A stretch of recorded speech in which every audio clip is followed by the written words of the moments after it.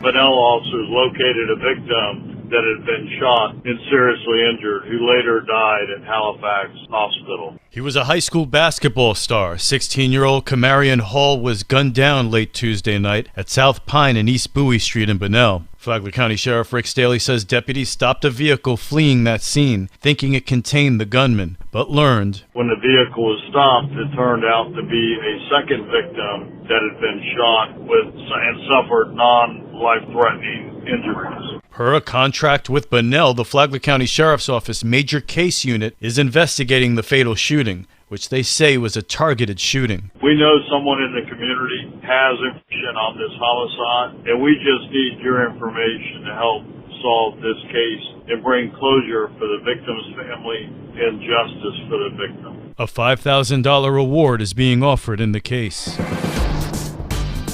This local news is a service of Flagler County's Toyota dealer, Beaver Toyota US 1 St. Augustine, here to wow you.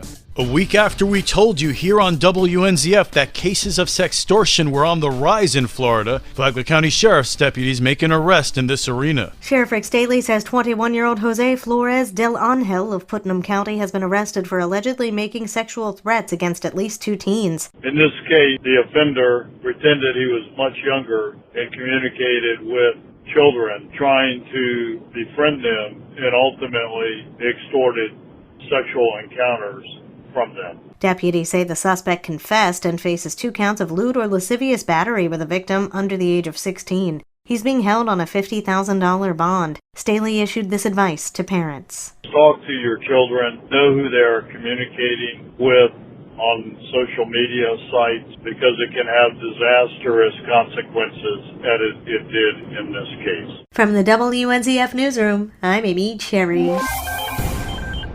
Flagler County homeowners are seeing big increases in their property values. According to Florida Realtors, the values are up nearly 25% from last year.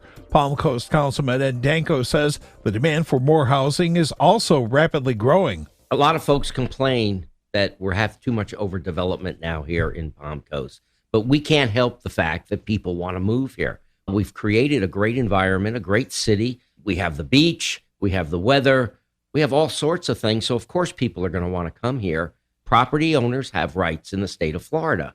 And if your property is zoned for that type of development, we can't stop you. You have every right to develop it. Danko explains the role they have in managing that growth. We've got to manage what the public wants. We have to deal with the laws that are on the books. And if you have a lot or you have a bunch of property that's zoned for this type of stuff, you're going to pay impact fees. That helps keep our police and our fire and our roads and everything going, our water. Florida Realtors says this is one of the more affordable areas in the state, with Miami being the most expensive. For Flagler's Morning News, I'm Rich Petchke.